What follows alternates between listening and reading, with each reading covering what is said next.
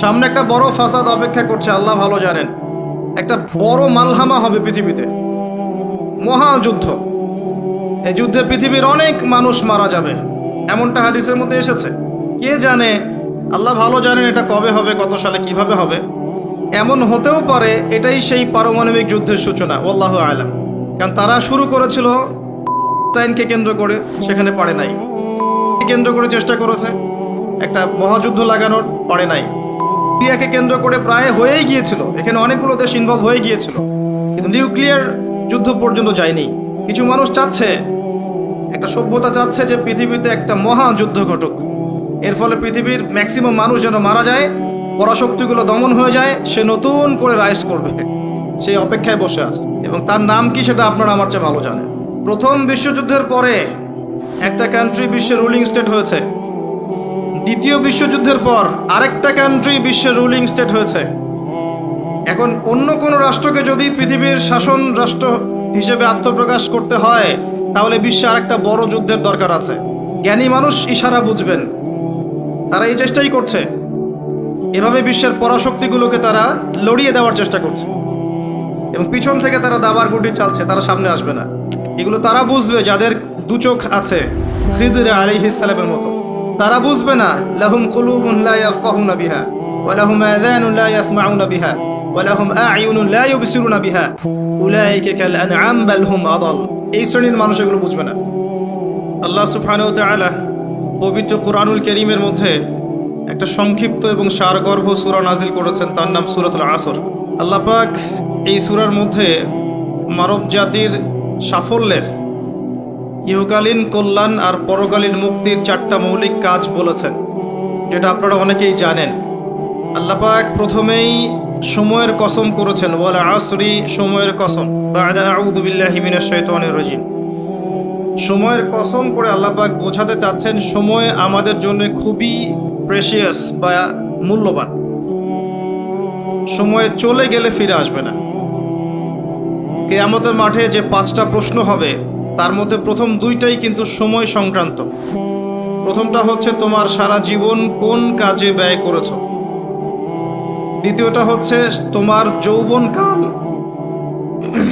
যৌবনকাল কোন পথে ব্যয় করেছো। এই দুটো সময় সংক্রান্ত প্রশ্ন। আল্লাহ পাক এই সূরার মধ্যে ওয়াল আসরি দিয়ে শুরু করেছেন, সময়ের কসম। একই সাথে আল্লাহ রাব্বুল আলামিন সময়ের কসম করে আমাদেরকে অতীতের দিকে তাকাতে বলছেন। অতীতের দিকে তাকিয়ে দেখো যে প্রত্যেক যুগে যুগে আল্লাহ পাক নবী রাসূল প্রেরণ করেছেন, আসমানি কিতাব নাজিল করেছেন। প্রত্যেক যুগে যুগে যারাই আল্লাহ এবং তার রাসূলের অবাধ্য হয়েছে, আল্লাহ পাক দুনিয়াতেও ধ্বংস করেছেন, পরকালেও ধ্বংস করবেন। এই কথার কোনো ব্যত্যয় আছে? প্রমাণ নেন, নূহ আলাইহিস সালাম 950 বছর দাওয়াত দিয়েছেন, কিছু মানুষ ইসলাম কবুল করেছে, বাকিরা করেনি। যারা করে নাই আল্লাহ পাক তাদেরকে ধ্বংস করেননি। কি দিয়ে ডুবিয়ে দিয়েছিলেন? প্লাবন দিয়ে। এমনকি নূহ আলাইহিস সালামের স্ত্রী সন্তান পর্যন্ত ঈমান আনে নাই। এনেছে? আনে নাই। এখান থেকেও শিক্ষা আছে যে আমরা যারা আদর্শ পরিবার গড়তে চাই, এমন হতে পারে যে পরিবারের সকল সদস্য সবাই কথা শুনবে না, এমনটাও হতে পারে। এতে হতাশ হওয়ার কিছু নেই। তখন আপনাকে নিজের চিন্তা করতে হবে, আলাইকুম আনফুসাকুম, নিজের নফসের ফিকির করতে হবে। আপনি দাওয়াত দিতে দিতে ক্লান্ত হয়ে যান, যদি দাওয়াত দিতে দিতে বোঝাতে বোঝাতে ক্লান্ত হয়ে যান, তারপরেও আপনার কথা মানুষ না শোনে, আলাইকুম আনফুসাকুম, নিজের ফিকির করে। নূহ আলাইহিস সালাম যখন বললেন, বাবা নৌকায় উঠে আসো, সে বলছে আমি পাহাড়ে উঠে যাব, পাহাড় আমাকে বাঁচাবে। তখন নূহ আলাইহিস সালাম বলছেন, আজকে আল্লাহর আযাব থেকে কেউ বাঁচাতে পারবে না। একটা ঢেউ বাবা আর ছেলের মাঝখানে অন্তরায় হয়ে গেল। একটা ঢেউ আসলো, বাবা একদিকে, ছেলে একদিকে। নূহ আলাইহিস সালাম সন্তানের জন্য আল্লাহর কাছে দোয়া করছেন, আল্লাহর কাছে ভিক্ষা চাচ্ছেন, রহমত, দয়া। ইন্নাহু মিন আহলি, আল্লাহ বলছেন লাইসা মিন আহলিক, হে আল্লাহ সে আমার পরিবারের অন্তর্ভুক্ত। আল্লাহ বলছেন সে তোমার পরিবারের কেউ না। আল্লাহর কাছে দেশ, ভাষা, রক্ত, বর্ণ, জাতীয়তাবাদ, কোনো কিছুর কোনো মূল্য নাই। ইল্লাত তাকওয়া, শুধু তাকওয়ার মূল্য আছে। যে ঈমান এনেছে, আকীদা পরিশুদ্ধ করেছে, আমল ঠিক করেছে, তাওহীদ শিখেছে, সুন্নতে থেকেছে, আল্লাহকে ভয় করেছে, সাধ্যমতো আল্লাহর দ্বীনের পথে কাজ করেছে, দ্বীন প্রতিষ্ঠার চেষ্টা করেছে, ইনশাআল্লাহ জান্নাতে চলে যাব। আর যে হোক না কেন, একজন নবীর স্ত্রী হোক না কেন, বা কোনো নবীর আত্মীয় হোক না কেন, যত বড় মানুষ হোক না কেন, যত বড় ধনী হোক, যত সম্পদশালী হোক, যত শৌর্য বীর্য ক্ষমতার অধিকারী হোক, যত কিছু থাকুক না কেন, ঈমান না থাকলে, আমল না থাকলে, তাকওয়া না থাকলে, তাকে কেউ আল্লাহর আযাব থেকে বাঁচাতে পারবে না। পারবে? এটা মৌলিক কথা। আসলে মাহফিলে অনেক কথার প্রয়োজন নাই। আমার কথা বুঝতে পারছেন? অনেক বেশি কথার প্রয়োজন নাই। অল্প কিছু কথা যদি আপনার মনে আসার করে, দিলে আসার করে, যথেষ্ট। প্রথম কথা হচ্ছে এটা, ঈমান, তাওহীদ, নেক আমল, তাকওয়া, এগুলো ছাড়া কিছুই আমাদেরকে বাঁচাতে পারবে না। এবং যার যার হিসেব তাকে তাকেই দিতে হবে। নূহ আলাইহিস সালামের ছেলে জান্নাতে যেতে পারলো না, নূহ আলাইহিস সালামের স্ত্রী হয়েও তিনি জান্নাতে যেতে পারলেন না। প্রত্যেক যুগে যুগে ইব্রাহিম আলাইহিস সালাম, তার বাবা কি ঈমান এনেছে? আরে নাই। তার বাবার পরিণতি হয়েছে তাদের মতোই। লূত আলাইহিস সালাম, তার স্ত্রী কি ঈমান এনেছে? আরে নাই, পরিণতি একই। মুহাম্মদ সাল্লাল্লাহু আলাইহি ওয়াসাল্লামের চাচারা সবাই কি ঈমান এনেছে? তার বংশের মানুষ সবাই কি ঈমান এনেছে? অনেকেই তো তার সাথে শত্রুতা করেছে, করে নাই? আবু লাহাব তার চাচা নন? আবু লাহাব ঈমান এনেছে, চাচা হয়েও সে পার পেল না। তো এই হচ্ছে মূল কথা। আল্লাহ পাক সময়ের কসম করে বোঝাতে যাচ্ছেন, অতীতকালের দিকে তাকিয়ে দেখো, প্রত্যেক যুগে যুগে যারাই আল্লাহর অবাধ্য হয়েছে, তার রাসূলের অবাধ্য হয়েছে, আল্লাহর নাজিলকৃত বিধানের আনুগত্য করে নাই, আল্লাহ পাক দুনিয়াতেও শাস্তি দিয়েছেন, পরকালেও শাস্তি দিয়েছেন। একই সুন্নাহ প্রত্যেক যুগে যুগে। আরেকটা বিষয় আমাদের বুঝে আসে, সেটা হলো বলে আসরি দিয়ে আল্লাহ পাক শেষ জামানার মানুষদেরকে সতর্ক করছেন বেশি। কারণ শেষ জামানার মানুষেরা সবচেয়ে বড় ফিতনার মধ্যে থাকবে, সবচেয়ে বেশি বেশি ফিতনা থাকবে এই জামানার মধ্যে। ব্যক্তি জীবনে ফিতনা থাকবে, ধর্মে ফিতনা থাকবে, পরিবারে ফিতনা থাকবে, সমাজে থাকবে, বিশ্বে থাকবে, সমস্ত ক্ষেত্রে ফিতনা থাকবে। ফিতনা দিয়ে ভর্তি। কিন্তু মানুষ মনে করবে তারা খুব ভালো কাজ করছে, মানুষ মনে করবে তারা খুব ভালো ভালো আমল করছে, কিন্তু এগুলো ফিতনার মধ্যে ডুবে আছে। আপনি দেখবেন এখন তাওহীদের মধ্যে শিরিক ঢুকে গেছে, সুন্নতের মধ্যে বেদাত ঢুকে গেছে। দেখবেন হালাল রিজিকের মধ্যে হারাম ঢুকে গেছে। খুব কম মানুষই এখন হালাল রিজিক খায়, খুব কম মানুষই। সবার ঘরে ঘরে এখন সুদ, সবার ঘরে ঘরে দেখবেন ঘুষের টাকা ঢুকছে, দুর্নীতির টাকা ঢুকছে, আত্মসাতের টাকা ঢুকছে। খুব কম মানুষ হালাল খায়। অনেক সময় দেখবেন আমরাও দাড়ি টুপি রেখেও অনেক সময় বোনদের সম্পত্তির অধিকার দেই না, এমন হয় না? আমরাও অনেক সময় ধর্মীয় লেবাসেও দেখা গেছে আমরা টাকা পয়সা আত্মসাৎ করছি না? এরকমও হিস্ট্রি আছে। খুব কম মানুষ আছে এই পৃথিবীতে যারা হালাল রিজিক খাচ্ছে। আমরা খাস করে দোয়া করি আল্লাহ যেন আমাদের সবাইকে হালাল রিজিক খাওয়ার তৌফিক দান। প্রতিটা ক্ষেত্রে ফিতনা। আপনি সংস্কৃতিতে যান, সেখানে দেখবেন সংস্কৃতির নামে আমরা মেয়েদের সাথে কি করেছি? নারী পুরুষের ফ্রি মিক্সিং করে দিয়েছি। নারী পুরুষ বেলাল্লাপনে একসাথে চলাফেরা করছে, যেখানে আল্লাহ পাক কিছু চাইতে বলেছেন পর্দার আড়াল থেকে, তাই না? সূরা আহজাব পড়েন, সূরা নূর পড়েন। কিছু চাইলে, একটা বেগারা নারী যদি কিছু চায়, তাকে পর্দার আড়াল থেকে চাইতে হয়। আল্লাহ যেখানে বলছেন ওয়ালা তাকরাবু জিনা, জিনার কাছেও যেও না, সেখানে আমরা জিনাকে বানাচ্ছি কাছে আসার গল্প। কথা বুঝতে পারছেন? ফ্রি মিক্সিং একদম শুরু থেকে, স্কুল লাইফ থেকে শুরু হবে। একদম ওই যে ক্লাস 5-6 থেকে শুরু করে এসএসসি, এইচএসসি, অনার্স মাস্টার্স, প্রতিটা ক্ষেত্রে, স্কুল, তারপর কলেজ, তারপর বিশ্ববিদ্যালয়, সবখানে ফ্রি মিক্সিং। নারী পুরুষ একসাথে ক্লাস করবে, একসাথে পড়বে, একসাথে ঘুরবে, তারা বন্ধু। আল্লাহ পাক যে সম্পর্কটাকে হারাম করেছেন, এটাকে হালাল করে আমরা শিক্ষা অর্জন করছি, জ্ঞান অর্জন করছি। প্রতিটা ক্ষেত্রে ফিতনা। এরপরেও আছে পোশাকের ফিতনা, মেয়েরা ছেলেদের পোশাক পরছে। আবার কোনো কোনো ক্ষেত্রে দেখবেন ছেলেরাও মেয়েদের পোশাক পরছে, প্রতিটা ক্ষেত্রে আপনি দেখবেন। এবং মেয়েরা ছেলেদের জায়গা নিয়ে নিচ্ছে সমাজে, প্রতিটা ক্ষেত্রে আপনি গিয়ে দেখেন, হোক সেটা আপনার দোকান বা শপিং মলস বা এয়ারপোর্ট বা আপনার ফিল্ম ইন্ডাস্ট্রি বা মডেলিং বা সংস্কৃতির কোনো ক্ষেত্র বা ব্যাংকিং সেক্টর বা corporate sector, even political sector, সব জায়গায় গিয়ে দেখবেন আপনি মেয়েরা ছেলেদের জায়গা নিয়ে নিচ্ছে। ফ্রি মিক্সিং, এটা ফ্রি মিক্সিং কারণে এর ফলে আরও কিছু বিষয় হয়েছে। এর ফলে দেখবেন আপনি জেনা বাড়বে, পরকীয়া বাড়বে, ব্যভিচার বাড়বে, টিজিং বাড়বে এবং কোনো কোনো ক্ষেত্রে দেখবেন পরিবারের কাঠামো ভেঙে যাবে, ধর্ষণ বাড়বে। এর উপরেও আছে আপনার এই যে নগ্ন ফিল্মস, এই ফিল্মসগুলো দেখার মধ্য দিয়ে এবং গোপনে গোপনে এই পাপের সংস্কৃতিতে লিপ্ত থাকার মধ্য দিয়ে মানুষ ভিতর থেকে পশু হয়ে যাচ্ছে। প্রতিটা ক্ষেত্রে অর্থনীতি বলেন, সংস্কৃতি বলেন, আপনার পরিবারের দিকে তাকিয়ে দেখেন ফিতনায় ভর্তি, পরিপূর্ণ। পরিবারের কর্তারা এখন ইব্রাহিমের মতো নয়। পরিবারের সন্তান সন্ততি কোরআন সুন্নাহ বোঝে না, ওযুর ফরজ বোঝে না, নামাজ কালাম ঠিক মতো পড়ে না। পরিবারের মেয়েরা দেখবেন পর্দা করে না। পরিবারে তালিম নাই, হৃদ্যতা, ভালোবাসা নাই, ইল্লা মাশা আল্লাহ। এর বাইরে আল্লাহর কিছু বান্দা আছেন, তাদের কথা ভিন্ন।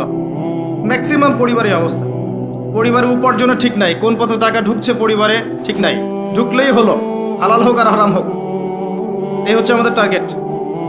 এনি হাও, যে কোনোভাবে আমাকে একটা জমি কিনতে হবে, বাড়ি করতে হবে, গাড়ি করতে হবে, স্ট্যাটাস বাড়াতে হবে, যেভাবেই হোক আমাকে এগুলো অর্জন করতে হবে। এই হচ্ছে আমাদের জীবনের উদ্দেশ্য। এখন ওয়ার্ল্ড অ্যাফেয়ার্সে গিয়ে তাকিয়ে দেখেন, এই যে ইন্নাল ইনসানা লাফি খুসর, মানুষ অবশ্যই ক্ষতির মধ্যে আছে। আল্লাহ পাক বলেছেন এই পৃথিবীতে মানুষের ক্ষতি দুই রকম হয়, ইহকালীন এবং পরকালীন। দুনিয়াতে যত করাপশন বা দুর্নীতি, এর মূল কেন্দ্র হচ্ছে মানুষ।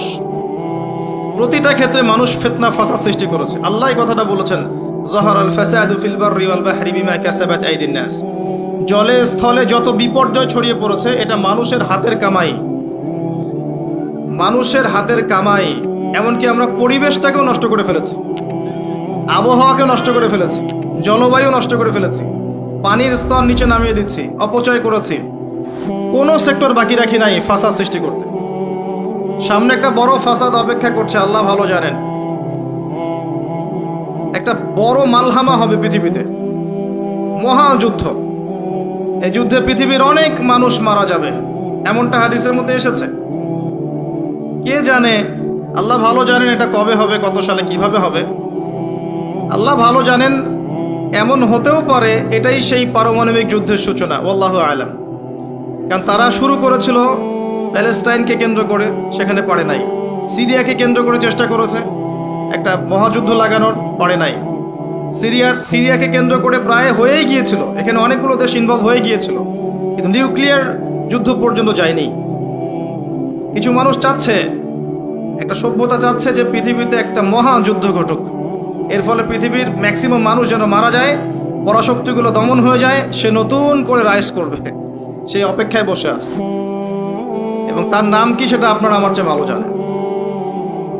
প্রথম বিশ্বযুদ্ধের পরে একটা কান্ট্রি বিশ্বের রুলিং স্টেট হয়েছে, দ্বিতীয় বিশ্বযুদ্ধের পর আরেকটা কান্ট্রি বিশ্বের রুলিং স্টেট হয়েছে। এখন অন্য কোনো রাষ্ট্রকে যদি পৃথিবীর শাসন রাষ্ট্র হিসেবে আত্মপ্রকাশ করতে হয়, তাহলে বিশ্বে আরেকটা বড় যুদ্ধের দরকার আছে।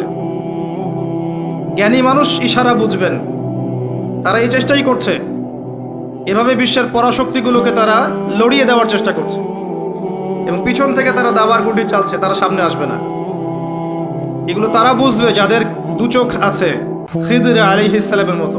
তারা বুঝবে না, লাহুম কুলুবুন লা ইয়াফকাহুনা বিহা ওয়া লাহুম আযানুন লা ইয়াসমাউনা বিহা ওয়া লাহুম আ'য়ুনুন লা ইউবসিরুনা বিহা উলাইকা কাল আনআম বাল হুম আদাল। এই শ্রেণীর মানুষ এগুলো বুঝবে না। তো পৃথিবীর প্রতিটা ক্ষেত্রে ফাসাদ মানুষ সৃষ্টি করেছে, আর মানুষের জন্য এই পৃথিবীর ক্ষতি অপেক্ষা করছে, পরকালীন ক্ষতি অপেক্ষা করছে। মানুষ বুঝতে পারছে না যে এর ফলে কি হতে পারে। মেডিসিন বন্ধ হয়ে যেতে পারে, পরিবেশের মধ্যে অক্সিজেনের লেভেল কমে যাবে, ফ্রেশ বাতাস পাবে না মানুষ, ফ্রেশ খাবার পাবে না, ইকোনমি পড়ে যাবে, তেলের দাম বেড়ে যাবে, প্রেশিয়াস জিনিস পাবেন না, নিত্য প্রয়োজনীয় জিনিসের দাম বেড়ে যাবে। নিউক্লিয়ার ওয়েপেন্সগুলো ওই জাপানের হিরোশিমা নাগাসাকির মতো নয়, এখনকারগুলো আরো অনেক শক্তিশালী। একটা বোমা একটা রাষ্ট্রকে উড়িয়ে দেওয়ার জন্য যথেষ্ট। মানুষ কঙ্কাল ছাই হয়ে যাবে, কিচ্ছু করতে পারবে না। আর যেসব রাষ্ট্রের এই ক্ষেপণাস্ত্র প্রতিরক্ষা ব্যবস্থা নাই, তাদের অবস্থা তো আরো অবস্থা খারাপ। কথা বুঝতে পারছেন না? ক্ষেপণাস্ত্র প্রতিরক্ষা ব্যবস্থা থাকে, কেউ যদি মিসাইল ছোড়ে সেটাকে আকাশেই ধ্বংস করা যায়। সেই প্রতিরক্ষা ব্যবস্থা যাদের নাই, তাদের কি অবস্থা হবে চিন্তা করতে পারে। এই মালহামায় মুসলিমরাও জড়িয়ে যাবে, কারণ বিশ্ব এখন একটা, যেটা আমরা বলি যে গ্রামের মতো, ভিলেজ, একটা ওয়ার্ল্ড ভিলেজ। বিশ্ব একটা গ্রামের মতো হয়ে গেছে এখন। একদিকে ঢিল পড়লে আর একদিকে প্রভাব পড়বে। তাই পুরো বিশ্ব একটা পরিবারের মতো হয়ে গেছে। একদিকে সমস্যা সৃষ্টি হলে সমস্ত বিষয়ের দিকে ইফেক্ট হবে, প্রত্যেকটা রাষ্ট্র ইফেক্টেড হবে। তো কেউই আমরা ক্ষতি থেকে মুক্ত নই, না দুনিয়ার ক্ষতি না পরকালে। আর পরকালের ক্ষতি তো আপনারা আমার চেয়ে ভালো জানেন। মানুষের জন্য অপেক্ষা করছে পরকালের সওয়াল জবাব, কবরের আযাব, মিজান, ফুলসিরাত, জান্নাত, জাহান্নাম। ইন্নাল ইনসানা লাফি খুসর। তারপরেও মনে হয় আমাদের চালচলন দেখলে যে ক্ষতি আমাদেরকে স্পর্শ করবে না। আমাদের ব্যাপারটা একটা এমন যে আরে অন্যদিকে কি হয় হোক, আমি তো ভালো আছি। যখন সবকিছু নষ্ট হয়ে যায় তখন নিজেও ভালো থাকা যায় না। থাকা যায়? যখন সবকিছু নষ্ট হয়ে যায় তখন নিজেও আর ভালো থাকা যায় না। তো আমাদের ভাগ্যেও ক্ষতি অপেক্ষা করছে, এটা সময়ের ব্যাপার মাত্র। এখনো যদি আমরা সচেতন না হই, নিজেদের ফিউচারের চিন্তা না করি, নিজেদের আমল, আকীদা, পরিবার, রিজিক এগুলোকে না গুছিয়ে নেই, তাহলে সমস্যা আছে। আমরা কি সমস্যায় পড়তে চাই? আল্লাহ পাক আমাদের সবার আকীদাকে পরিশুদ্ধ করুন, আমিন। বেশি থেকে বেশি নেক আমল করার তৌফিক দান করুন, আমিন। আমাদের পরিবারগুলোকে আল্লাহ পাক জান্নাতি পরিবার রূপে কবুল করে নিন, আমিন। সবাইকে আল্লাহ পাক হালাল রিজিকের ব্যবস্থা করে দিন। দিন ইসলামকে প্রতিষ্ঠা করার তৌফিক আল্লাহ পাক আমাদেরকে দান করুন। এবার আসেন, আল্লাহ 4টা কাজের কথা বলেছেন এই সূরার মধ্যে। ইল্লাল্লাযীনা আমানু ওয়া আমিলুস সলিহাত ওয়া তাওয়াসাউ বিল হক ওয়া তাওয়াসাউ বিস সাবর। এই 4টা কাজ যে মুমিনরা করতে পারবে, মুসলিমরা করতে পারবে, আল্লাহ পাক তাদেরকে ফিতনা থেকে বাঁচিয়ে রাখবেন ইনশাআল্লাহ তাআলা। 1 নম্বর কাজ ঈমান। ঈমানের পিলার কয়টা? 3টা? 6টা? কয়টা? ইসলামের পিলার 5টা, ঈমানের পিলার কয়টা? 6টা। আল্লাহর প্রতি বিশ্বাস 1 নাম্বার, ফেরেশতাগণের প্রতি বিশ্বাস 2 নাম্বার, 3 নাম্বার আসমানি কিতাব সমূহে বিশ্বাস, 4 নাম্বার নবী রসুলগণে বিশ্বাস, 5 নাম্বার পরকালে বিশ্বাস, ওয়াল ইয়াউমিল আখির, পরকালে বিশ্বাস, আর 6 নাম্বার হচ্ছে তাকদীর বা ভাগ্যের ভালো মন্দের প্রতি বিশ্বাস। এগুলোকে 3টা কাজ করতে হয়।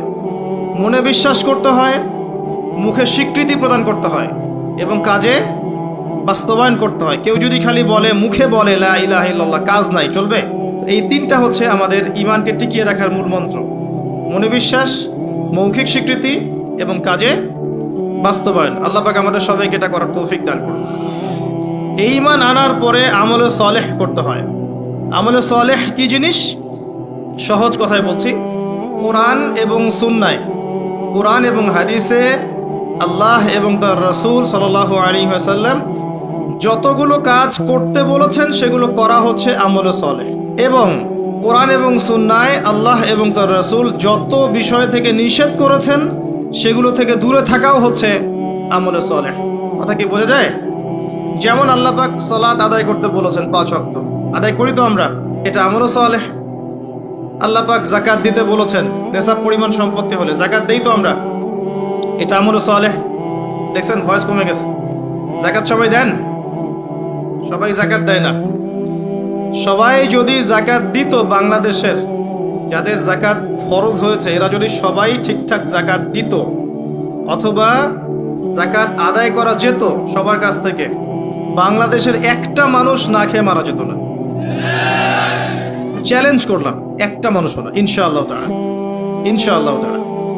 এবং ওই চায়না, রাশিয়া যে বড় বড় প্রকল্পগুলো করে, ওর চেয়ে বড় প্রকল্প আমরা করতে পারতাম ইনশাআল্লাহ।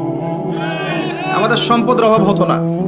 আমরাই তো যাকাত দেই না, আমরাই তো ট্যাক্স দেই না, কর দেই না, আমরাই তো ফাঁকিবাজি করি, দুর্নীতি করি, আমরাই আমাদের সম্পদ লুটে পুটে খাই। তখন গিয়ে বাইরের বিশ্বের কাছে আমাদেরকে লোন নিয়ে আসতে হয়, ওয়ার্ল্ড ব্যাংকের কাছে, IMF এর কাছে। আবার সেই লোন শোধ করতে হয় চড়া সুদে। ওই সুদ আপনার পকেট থেকে যায়, আমার পকেট থেকেই যায়।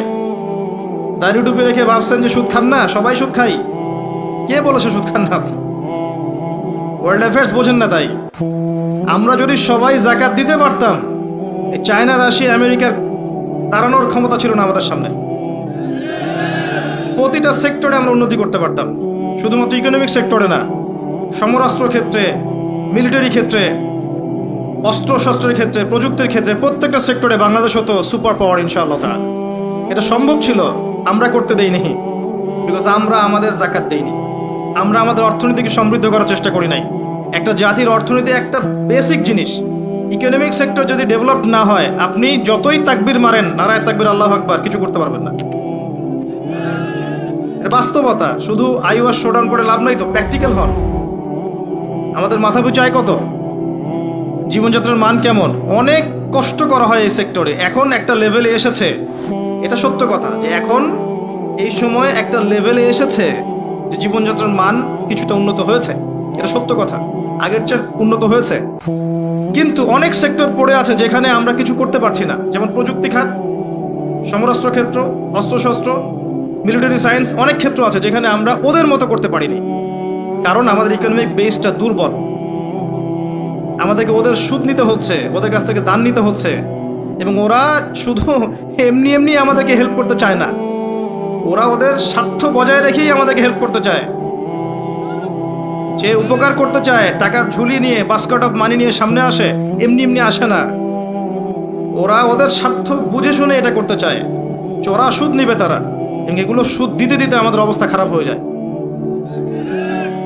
জাকাত দেন প্রিয় ভাইরা, জাকাত দেন। জাকাত আপনার ইকোনমিক সেকশনটাকে সাম্যাবস্থায় নিয়ে আসবে, এবং যাদেরকে আল্লাহ পাক কিছু ক্ষমতা দিয়েছেন, তাদের উচিত, আমি সম্মানের সাথে বলবো, তাদের উচিত যে নিসাব পরিমাণ সম্পদ যাদের হয়েছে, মুসলিমদের অ্যাটলিস্ট, এটা তো অমুসলিমদের সাথে সম্পর্কিত না, মুসলিমদের নিসাব পরিমাণ সম্পদ যাদের হয়েছে, এই জাকাতটাকে সুষ্ঠুভাবে আদায় করার একটা সিস্টেম চালু করেন। দেখবেন ইনশাআল্লাহ তাআলা ইকোনমিক সেকশন অনেক ডেভেলপড হবে ইনশাআল্লাহ। আমরা আমাদের টাকা দিয়ে চলবো। আমাদের দেশে কি ফলে না বলেন তো? এমন কোন জিনিস আছে যেটা আমাদের দেশে ফলে না? কোন মৌলিক চাহিদা, খাদ্য, বস্ত্র, বাসস্থান, চিকিৎসা, শিক্ষা, কোন সেক্টরটাতে আমরা পিছিয়ে আছি বলেন তো? প্রতিটা জিনিস আল্লাহ পাক এই বাংলাদেশকে উজাড় করে দিয়েছেন। ভালো করে চিন্তা, সমুদ্র আছে আপনার, নদী আছে আপনার সবুজ শ্যামল মাঠ দিয়ে ভর্তি, আপনার ধান, গম, পাট, কত কি যে হচ্ছে বাংলাদেশে, অবাক করা বিষয়। এই দেশের মাটিতে অনেক বড় বড় আল্লাহর ওলিরা এসেছিলেন, জানেন? অনেক বড় বড় দোয়া করেছেন তারা দেশের জন্য, এই জায়গার জন্য। জায়গাটা এমনি এমনি তো সুজলা সফল হয়নি। আল্লাহর বান্দারা যখন এখানে তাওহীদে থাকবে, সুন্নতে থাকবে, ইসলামে থাকবে, আল্লাহ আসমান জমিনের বরকতের দরজা খুলে দেবেন ইনশাআল্লাহ।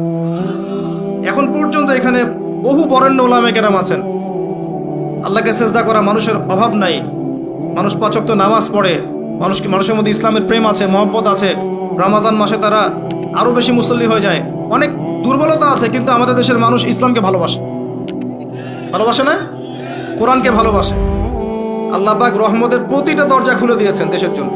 মাটি উর্বর, আপনার সাগর আছে, গ্যাস পাওয়া যাচ্ছে, কয়দিন পর তেল পাওয়া যাবে, আর অনেক কিছুই পাওয়া যাবে। যদি আমরা আমাদের ক্ষেত্রে সৎ হতাম, আমরা আমাদের সম্পদ কাজে লাগাতে পারতাম, জাকাত নিতাম ঠিকঠাক মতো, কেউ দুর্নীতি করতাম না, কোনো দেশের কাছে লোন নেওয়ার কোনো প্রয়োজন ছিল না আমাদের। আমরা আমাদের মতো করে চলতে পারতাম, মাথা উঁচু করে। এখন এই ক্ষমতা আল্লাহ পাক যাদেরকে দিয়েছেন, তারা যদি এই বিষয়গুলোর দিকে চোখ দেন, এটাই সবে কল্যাণকর। এটা সবার দায়িত্ব নয়, যাদেরকে আল্লাহ পাক এই দায়িত্ব দিয়েছেন তাদের জন্য এই বিষয়গুলো। আমরা শুধু সর্বোচ্চ বিষয়গুলোকে বোঝানোর চেষ্টা করতে পারি বা মানুষকে দাওয়াত প্রদান করতে পারি, এতটুকু। আল্লাহ পাক আমাদেরকে বোঝার তৌফিক দান করেন। প্রতিটা ক্ষেত্রে আমরা উন্নতি করতে পারবো যদি আপনি সালাতে আসেন, যাকাতে আসেন, ইসলামে আসেন, কোরআন সুন্নাহয় আসেন। কি বলছিলাম? ইমানের 6 পিলারে 3টা কাজ: মনে বিশ্বাস, মৌখিক স্বীকৃতি, কাজে বাস্তবায়ন, তারপরে আমল সালেহ। প্রতিটা কাজ যা আল্লাহ এবং তার রাসূল করতে বলেছেন, করলেই আমল সালেহ। যেমন নামাজ, আমল সালেহ; যাকাত, আমল সালেহ। আপনি সামর্থ্য হলে হজ করবেন, আমল সালেহ; উমরা করবেন, আমল সালেহ। রমজান মাস আসছে সামনে, রমজানে 30টা রোজা রাখবেন, তারাবির সালাত পড়বেন, কোরআন খতম দিবেন, সব কি? আমল সালেহ। আমরা দোয়া করি, আল্লাহ পাক যেন আমাদের সবাইকে রমজানে পৌঁছে দেন এবং বেশি থেকে বেশি রমজানে আমল করিয়ে গুনাহ মাফ করানোর তৌফিক আল্লাহ পাক আমাদেরকে দান করুন। প্রতিটা কাজ পিতামাতার খেদমত করা, চুপচাপ যেখান থেকে নিয়েছো চুপচাপ রেখে চলে যাও, না হলে তোমার জন্য অপেক্ষা করছে পরকাল একটা শাস্তি। আল্লাহ পাক কিয়ামতের মাঠে ওঠার সাথে সাথে তোমার ডান হাত কবজি পর্যন্ত কেটে দিবেন, খুব সতর্ক। আর এই কথাটা আল্লাহ পাক আমার মুখ দিয়ে বের করালেন, তোমার কানে কিন্তু পৌঁছেছে, তুমি দাওয়াত পেয়েছ, সতর্ক আমি করেছি। চুরির শাস্তি কবজি পর্যন্ত হাত কেটে ফেলা। আমাদের চুরির শাস্তি গণধোলাই দেয়া হয় না, এটা ঠিক না, এটা ঠিক না, এটা গায়ে আইন হাতে তুলে নেবেন না। শাস্তি হাত কেটে ফেলা এটা ইসলামিক লস, এখানে বাস্তবায়িত নাই, কিন্তু এটা লস। আল্লাহ পাক এটা করবেন কিন্তু পরকালে, সতর্ক সাবধান থাকবেন। আর সিসকে চোরকে আর কত পিটাবেন?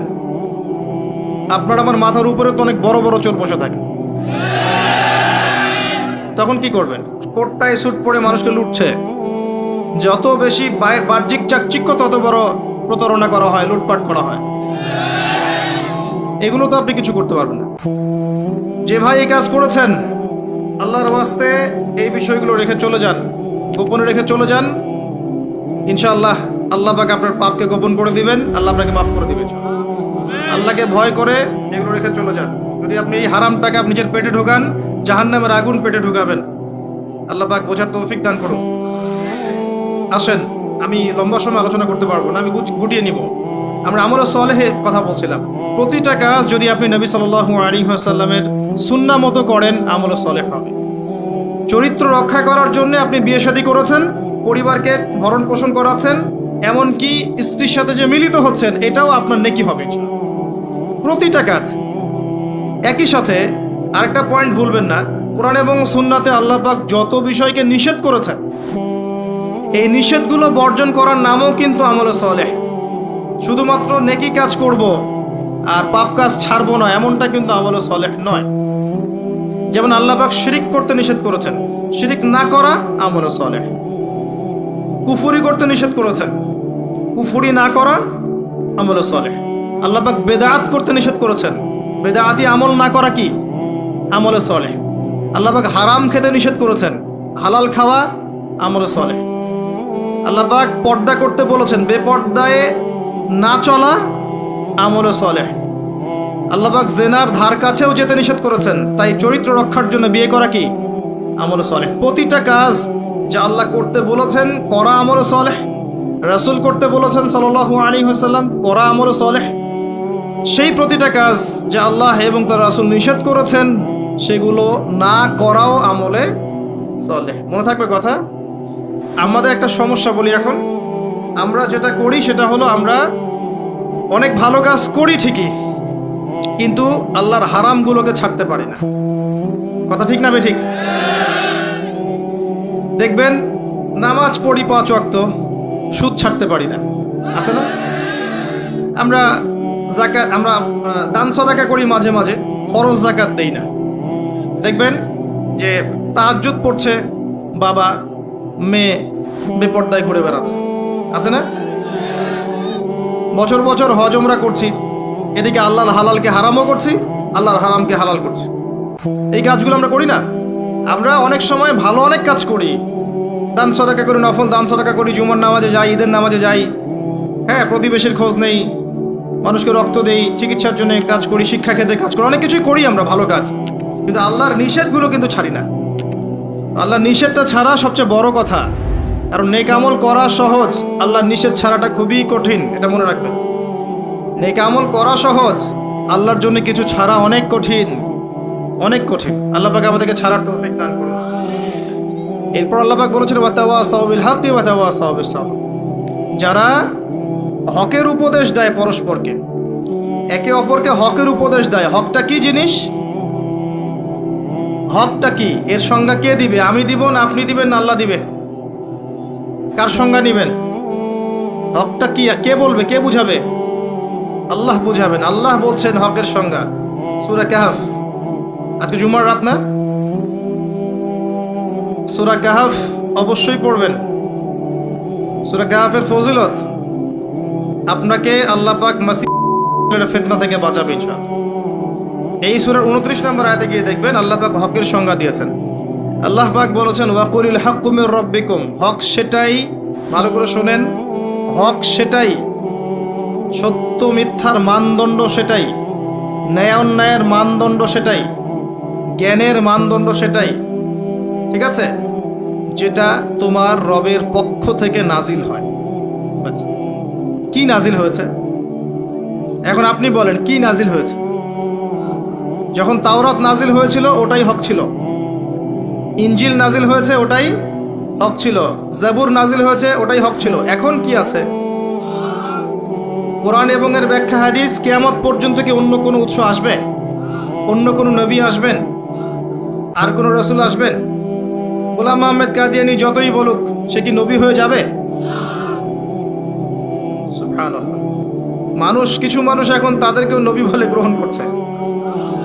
আর এটা কিয়ামতের সাইন। আমি অবাক হচ্ছি না, কারণ নবী সাল্লাল্লাহু আলাইহি ওয়াসাল্লাম বলেছেন কিয়ামতের আগে 30 জন ভণ্ড নবীর আগমন ঘটবে। কতজন? তার মধ্যে 4 জন হচ্ছে মহিলা, তার মধ্যে 4 জন কে? মহিলা, বাকিরা পুরুষ। তো এই হলো অবস্থা। নবী সাল্লাল্লাহু আলাইহি ওয়াসাল্লামের ঠিক পরেই আবু বকর রাদিয়াল্লাহু আনহু যুগেও একাধিক ভণ্ড নবীর আগমন ঘটেছিল, এখনো হচ্ছে। এরপরে কিয়ামত পর্যন্ত কোনো নবী আসবে?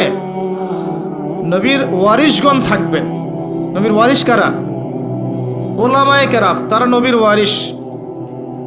এবং আমার নাসিহা হচ্ছে আপনি কোরআন এবং সুন্নাহটাকে তাদের সোহবতে গিয়ে পড়েন এবং বোঝেন। এটা সবচেয়ে বেশি ইম্পর্টেন্ট, কারণ কোরআন এবং সুন্নাহ তাদেরকে দেখে শিখলে আপনি ভালো শিখতে পারবেন। এবং এটা হচ্ছে সেই নববী সুন্নাহ। এখানে গিয়ে আপনি দেখতে পারেন, একজন সাধারণ মানুষ হিসেবে আপনি দেখতে পারেন যে অনেকের মাঝখানে হয়তো ইখতিলাফ আছে, ঠিক আছে, মতপার্থক্য আছে। এই মতপার্থক্যে আপনি ঢুকবেন না। তারা যদি মতপার্থক্য করে এটা তাদের উপর ছেড়ে দেন। আপনি সবাইকে সম্মান করবেন। কথা বুঝতে পারছেন? আপনি সব আলেমদেরকে সম্মান করবেন। হকপন্থী ওলামায়ে কেরাম যারা আছেন সবাইকে আপনি সম্মান করবেন। সবার সাথে আপনি সখ্যতা বজায় রাখবেন। তারা আপোষে কার সাথে কি করছে এটা আপনার দেখার দরকার নেই। কথা বুঝতে পারছেন? উদারভাবে যদি চিন্তা করেন তখন আপনি বুঝবেন যে আমরা সবাই এক এবং আমরা সবাই মুসলিম উম্মার অংশ। কেউ কারো শত্রু নই, আমরা সবাই একে অপরের ভাই। যদি কেউ আপনাকে ভাই মনে না করে, আপনি তাকে ভাই মনে করেন, ইনশাআল্লাহ ঐক্য হয়ে যাবে। আল্লাহ পাক তৌফিক দান করুন বোঝার। আরেকটা মূলনীতি আছে যা আমি চেষ্টা করি মেনে চলার, যে প্রত্যেকের মাঝে আপনি কিছু ভালো জিনিস পাবেন। যে আপনাকে দু একটা বাজে কথা বলছে বা ভুল বুঝছে বা আপনার সমালোচনা করছে, তার মধ্যেও দেখবেন আপনি দু একটা ভালো জিনিস আছে না? ওইটা আপনি নিয়ে নেন, ওই ভালোটুকু আপনি নেন। সে আপনাকে বকা দিয়েছে, গালি দিয়েছে বা তহমত দিয়েছে বলে তার ভালোটা নিবেন না, এমনটা করেন না। তার ভালোটুকু আপনি নিয়ে নেন উদার মনে। আর প্রত্যেকের মধ্যে আপনি দেখবেন কিছু বিতর্কিত বিষয় আছে, খারাপ, যেটা খারাপ, এই খারাপগুলো আপনি নিবেন না, আপনি এড়িয়ে যাবেন। তখন দেখবেন আপনি সবার মাঝে একটা হৃদ্যতার বন্ধন তৈরি করতে পারবেন, অন্যথায় সম্ভব না। আর আমরা যতই ক্ষমতার দাপট দেখাই না কেন, আমরা যদি ইউনাইটেড না থাকি আমাদের কোনো মূল্য নাই বিশ্বের দরবারে। শোনেন ভাই, আল কোরআনুল কারীমকে অবমাননা করা, একজন অমুসলিম, একজন নাস্তিক বা একজন মুরতাদ কোরআনকে অবমাননা করেছে, এর চেয়ে বড় অবমাননা আমার দৃষ্টিতে এটাই যে কোরআনের একটা সরাসরি বিধানকে আমরা লঙ্ঘন করছি। আপনাকে দেখাচ্ছি আমি। আল্লাহ পাক বলেছেন ওয়া'তাসিমু বিহাবলিল্লাহি জামিআ, এটা প্রথম হুকুম।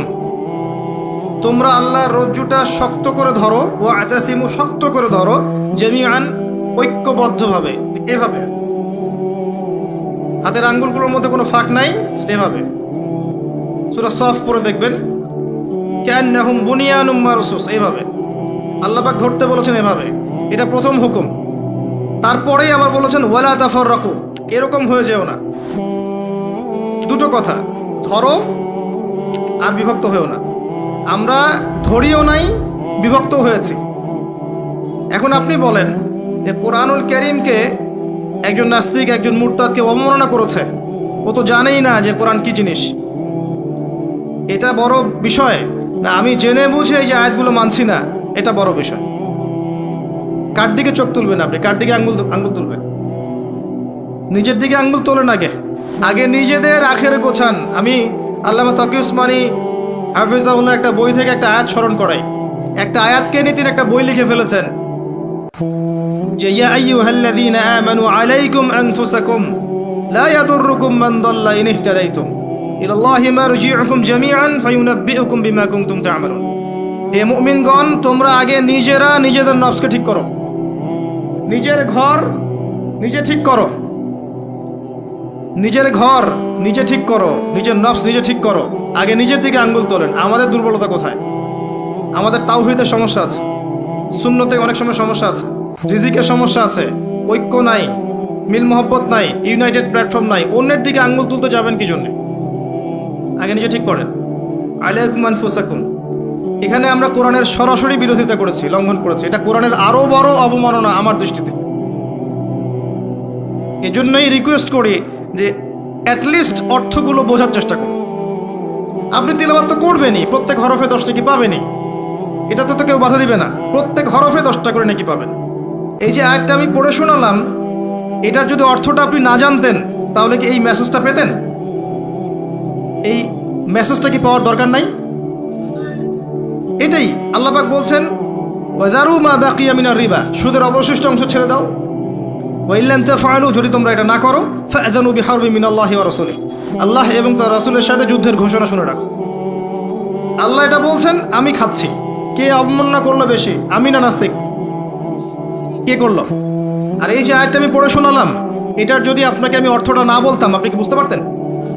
এই অর্থ জানার দরকার নাই, এটাই বোঝাচ্ছি। প্রতিটা ক্ষেত্রে ওয়ালা তাকরাবু জিনা, জিনার কাছেও যেও না। আমরা করছি। আতিউল্লাহ ওয়া আতিউর রাসূল, আল্লাহর আনুগত্য করো, রাসূলের আনুগত্য করো, করছি না। তো আমরা কোরআনের যে আয়াতগুলোকে মানছি না বা আমল করছি না, এটা কি কোরআনের অবমাননা হচ্ছে না? এবং আল্লাহর এই মেসেজগুলো যে আমরা বোঝার চেষ্টা করছি না, এটা কি কোরআনের অবমাননা হচ্ছে না? কোরআনের ভিতরে তো ঢুকতে হবে, এর হকটা আদায় করতে হবে। আল্লাহ পাক আমাদেরকে বোঝার তৌফিক এনায়েত করুন, আমিন। এবং এই কাজগুলো কাদের? যারা এগুলোর জ্ঞানে দক্ষ, তাদের কাছে গিয়ে আপনি এগুলো জানবেন। এতে তাদের সম্মান আরো বাড়বে, কমবে? কখনো না। হকটা আল্লাহর পক্ষ থেকে আসে এবং এই হকের দাওয়াত একে অপরকে দিতে বলা হয়েছে। যত মানুষ আপনার আহ্বানে হকপন্থী হবে, হকের পথে আসবে, এই সমস্ত মানুষের নেকি আপনি পাবেন ইনশাআল্লাহ তাআলা। এবং যদি কেউ আপনার দ্বারা বাতিলপন্থী হয়ে যায়, পথভ্রষ্ট হয়ে যায়, তাহলে ওই মানুষদের গুনাহও কিন্তু আপনার কাঁধে চলে আসবে। তাই সতর্ক হওয়া উচিত আমাদের সবার। আল্লাহ পাক আমাদের সবাইকে সতর্ক হওয়ার তৌফিক এনায়েত করুন, আমিন। সর্বশেষ আল্লাহ পাক বলেছেন ওয়াতাওয়াসাউ বিস-সাবর, ধৈর্যের কথা। সবর মানে এটা নয় যে আমি পরিস্থিতি পরিবর্তনের অপেক্ষায় বসে আছি, এখন খারাপ সময় চলছে, একসময় ভালো সময় আসবে, আমি ভালো হয়ে যাব, এটার নাম সবর নয়। সবর মানে খারাপ অবস্থার পরিবর্তনের চেষ্টা করা, এর জন্য স্ট্রাইভ করা। সবরের এক্সাম্পল আপনি নেন নূহ আলাইহিস সালাম থেকে 950 বছর দাওয়াতি কাজ করেছেন। সবরের এক্সাম্পল নেন ইব্রাহিম আলাইহিস সালামের কাছ থেকে, পরিবার ছেড়ে দিয়েছেন, সমাজ ছেড়ে দিয়েছেন, আগুনের পরীক্ষাও দিয়েছেন। সবর নেন ঈসা ইবনে মারইয়ামের কাছ থেকে, আল্লাহ পাক শেষে পৃথিবীতে জায়গায় হয়নি, আল্লাহ পাক তাকে আসমানে তুলে নিয়েছেন। সবর দেখেন মুহাম্মদ সাল্লাল্লাহু আলাইহি ওয়াসাল্লামের 23 বছর নবী হওয়ার পরে কত যে নির্মম অত্যাচার তাকে সহ্য করতে হয়েছে আমাদের কল্পনার বাইরে। তাকে সারা জীবনে 16টা গালি খেতে হয়েছে, তাকে 15 বার মানুষ হত্যা করার চেষ্টা করেছে, আত্মীয় স্বজন তাকে তিরস্কার করেছে, গলার মধ্যে গামছা পেঁচিয়েছে, এই যে আপনার উটের ভুঁড়ি, নাড়ি ভুঁড়ি পিঠে চাপিয়ে দিয়েছে, তাই নাই? তাকে দেশ থেকে চলে যেতে হয়নি, তায়েফবাসী তাকে আঘাত করেনি, উহুদের প্রান্তরে তার দাঁত শহীদ হয়ে যায়নি। এত কিছু করতে হয়েছে কি জন্যে? হকের জন্যে। এই সবরের প্রশ্ন আসবে যখন আমরা হকের উপর থাকবো, তখন সবরের প্রশ্ন আসবে। গোল আলু মার্কা মুসলিম হলে তার সবরের প্রশ্ন আসছে না। কথা বুঝতে পারছেন না? যদি যে বিষয়গুলো নিয়ে কথা বললে বা যেগুলো করলে কোনো সমস্যা নাই, কেউ কিচ্ছু বলবে না, খাওয়ার পর মিষ্টি খাওয়া সুন্নত, তাই না? তাসবিহ তাহলিল করা সুন্নত, তারপরে খাওয়ার আগে বিসমিল্লাহ, খাওয়ার শেষে আলহামদুলিল্লাহ, বাথরুমে যাওয়ার আগে একটা দোয়া, বের হওয়ার সময় পরে একটা দোয়া। এই যে বিষয়গুলো আছে, যেগুলো ইসলামের চরম শত্রুর মুখের উপর বললেও তার কোনো সমস্যা নাই, তখন কোনো বাধার প্রশ্ন আসবে না। যখন আপনি কমপ্লিট ইসলামটাকে সমাজের সামনে উপস্থাপন করার চেষ্টা করবেন এবং এটার জন্য আপনি স্ট্রাইভ করবেন, তখন আপনার হকের পথে বাধা আসবে, তখন সবরের প্রশ্ন আসবে। এবং এই সবরের এক্সাম্পল আমরা নবীদের জীবন থেকে নিতে পারি, রাসূলুল্লাহ সাল্লাল্লাহু আলাইহি ওয়াসাল্লাম সাহাবায়ে কেরামের জীবনী থেকেও নিতে পারি। আল্লাহ পাক আমাদের সবাইকে তার দ্বীনের পথে হকপন্থী হওয়ার তৌফিক দান করুন এবং সবর করার তৌফিক দান করুন, আমিন। এই সূরাটা যথেষ্ট একজন মানুষের শেষ করার জন্যে, তার নফসের যত খারাপ খয়সাত আছে এগুলোকে দমন করে আল্লাহর সান্নিধ্য লাভ করার জন্য এই একটা সূরাই যথেষ্ট। আমি অনেক লম্বা আলোচনা আজকে করলাম না, শুধুমাত্র মৌলিক কিছু কথা বলছি যে আল্লাহ পাক আমাদেরকে পরকালে উদ্ধারের জন্য এবং দুনিয়াতে সফল হওয়ার জন্য এই সূরার মধ্যে 4টা কাজের কথা বলেছেন। আমার সাথে একবার বলেন, প্রথম কাজটা কি? ঈমান। ঈমানের পিলার কয়টা? 6টা। মনে থাকবে? এই 6টাকে কি করতে হবে? মনে বিশ্বাস, মুখে স্বীকৃতি, কাজে বাস্তবায়ন। এরপরে আসবে আমল সালেহ। আমল সালেহ কাকে বলে? আল্লাহ এবং তার রাসূলের সমস্ত আদেশ মানা কি আমল সালেহ, তার সমস্ত নিষেধ বর্জন করা কি? ঈমান আমল সালেহের সাথে লাগবে হকের দাওয়াত। হক কোনটা? যেটা বলেন আল্লাহর পক্ষ থেকে নাজিল হয়েছে, আল্লাহর ওয়াহি। আল্লাহর ওয়াহি এখন কি? কোরআন এবং সুন্নাহ। এই কোরআন সুন্নাহকে আপনি নিজে আমল করবেন, পরিবারে আমল করাবেন, চেষ্টা করবেন সমাজে বাস্তবায়ন করার। আল্লাহ আপনাকে যেখানে সামর্থ্য দিয়েছেন সেখানে আপনি করবেন, আল্লাহ পাক তৌফিক দান। এবং এই হকের পথে চলতে গেলে আপনার বাধা আসবে, তখন আপনাকে সবরের প্রশ্ন আসবে।